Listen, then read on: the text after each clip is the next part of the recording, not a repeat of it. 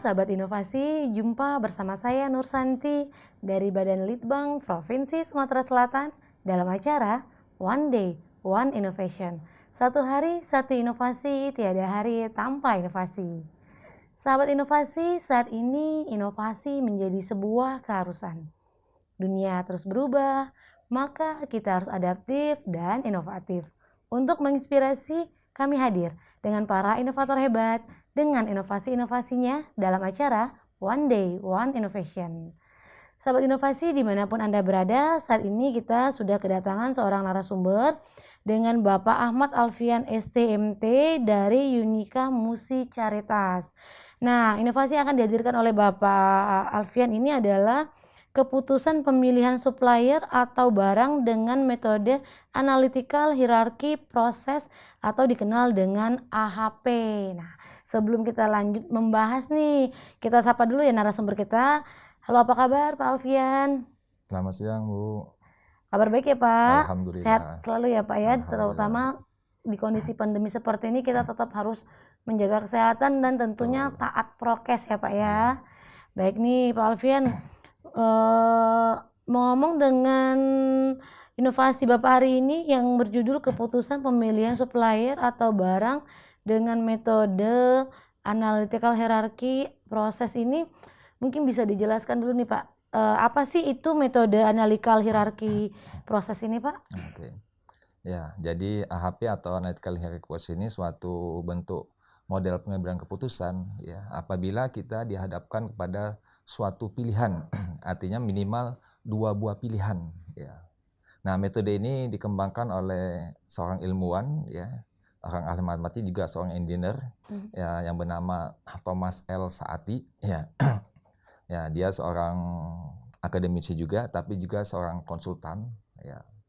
Di mana dia membangun atau menerapkan metode ini juga dia mengaplikasikan sendiri ya pada waktu itu ya sekitar tahun 1972-73 ya pada waktu anaknya mau masuk perguruan tinggi itu Bu waktu itu ya.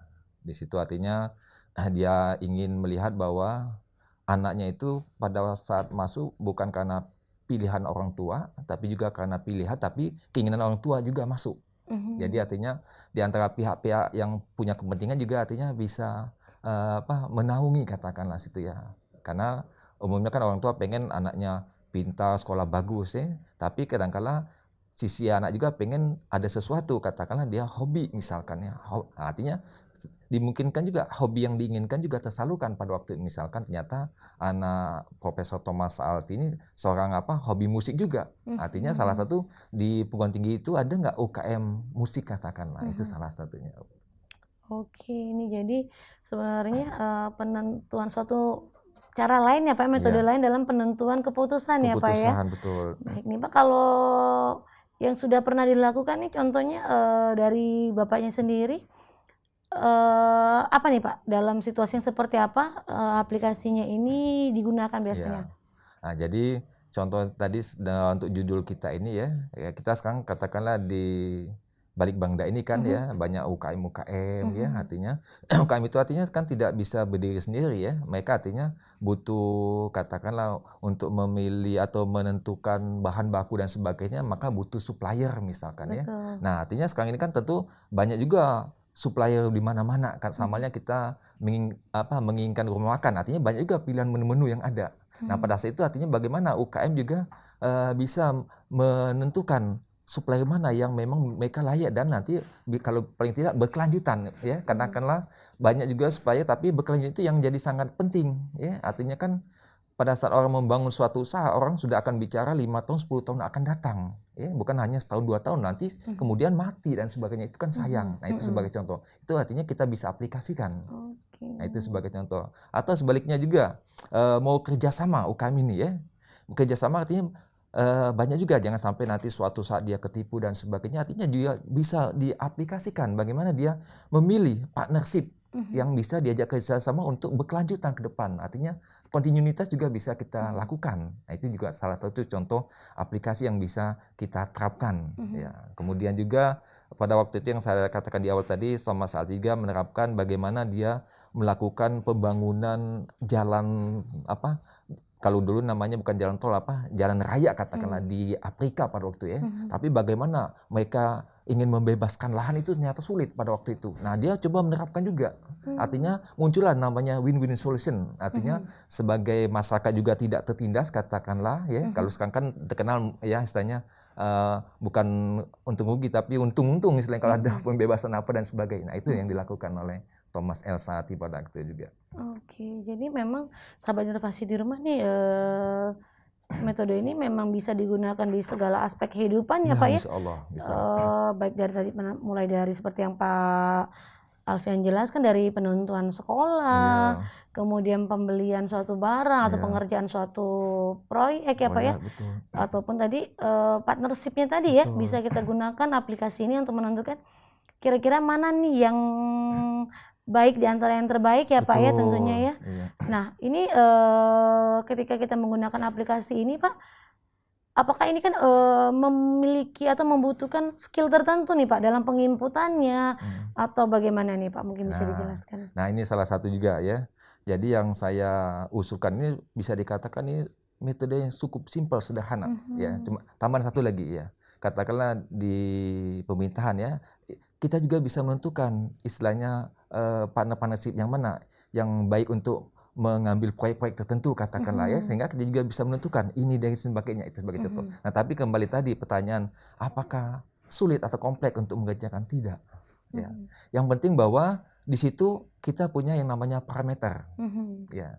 Katakanlah misalkan contoh tadi kita memilih supplier katakanlah. Nah kita harus menentukan yang namanya parameter apa, misalkan kalau kita bicara banyak supplier, dari segi harga dulu kita munculkan. Pertama, ya, artinya kita akan bandingkan harga-harga dulu. Yang kedua, misalkan kualitas.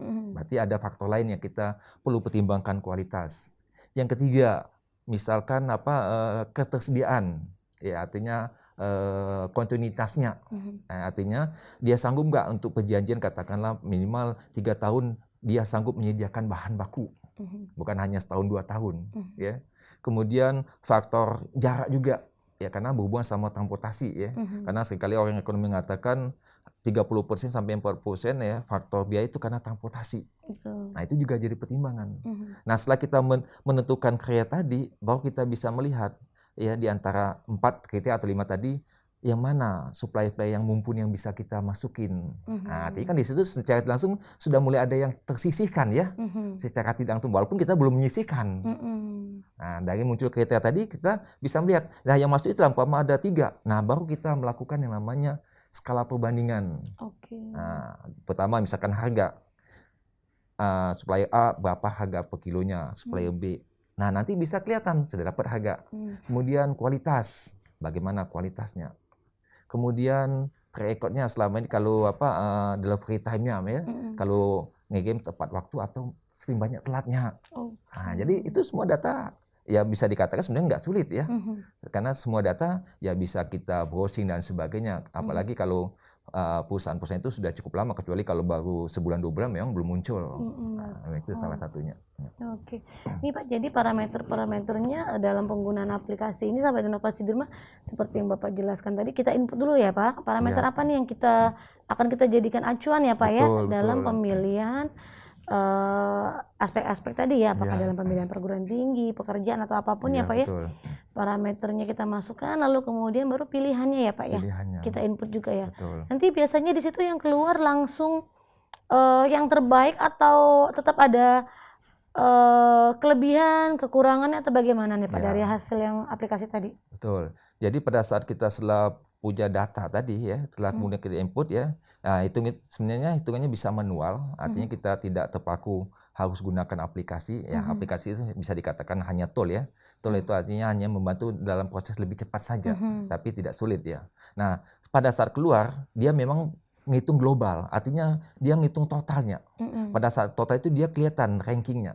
Ranking itulah menentukan, itu rekomendasi ya, bahwa supplier B nomor 1, supplier C nomor 2, supplier A nomor 3 kalau ada 3 supplier misalkan tadi. Tapi itu tidak bisa dikatakan keputusan mutlak, kita harus memilih. Ternyata bisa saja di antara tadi ada faktor, contoh umpama dari delivery time-nya, ternyata yang B walaupun nomor 2 tapi dia selalu on time. Nah, jadi situ kelihatan juga. ya, dibandingkan yang lain. Nah, tapi kalau kita faktornya hanya delivery time, harga tidak masalah, bisa jadi si B pilihan kita. Nah, itu maka dikatakan merekomendasikan keputusan kita dengan bantuan tool tadi yang namanya AHP, hanya sebatas rekomendasi, tapi keputusan tetap di individu atau pihak yang bersangkutan untuk bisa memutuskan apakah harus apa tidak, seperti itu. Oke, jadi dia kurang lebih di aplikasi tersebut dia apa men-scoring ya Pak ya? Betul. Yang pertama apa yang terbaik ya, apa kedua dan tertentu, tapi balik lagi keputusannya ada di tangan kita ya Pak ya, apakah ingin melakukan atau memutuskan sesuai dengan yang sudah kita masukkan ke aplikasi atau ada pertimbangan tersendiri seperti itu ya Pak ya. Baik nih sahabat inovasi, tentunya ini sangat membantu ya Pak ya di kehidupan kita sehari-hari ya Pak ya. Jadi kadang-kadang kita mendebatkan suatu permasalahan, jika kita masukkan ke aplikasi ini terlihat ya Pak ya. Apa yang mana yang lebih baik atau nilainya di berapa kelebihan dan kelemahan dari masing-masing pilihan tadi, seperti itu kurang lebih ya Pak Alfian ya. Baik nih Pak, kurang lebih kan tadi manfaatnya seperti itu ya Pak ya. Kalau Bapak lihat sendiri dari kehidupan sehari-harinya, ini sudah Bapak aplikasikan tidak Pak? Misalnya dalam pembuatan keputusannya atau di kampus nih Pak?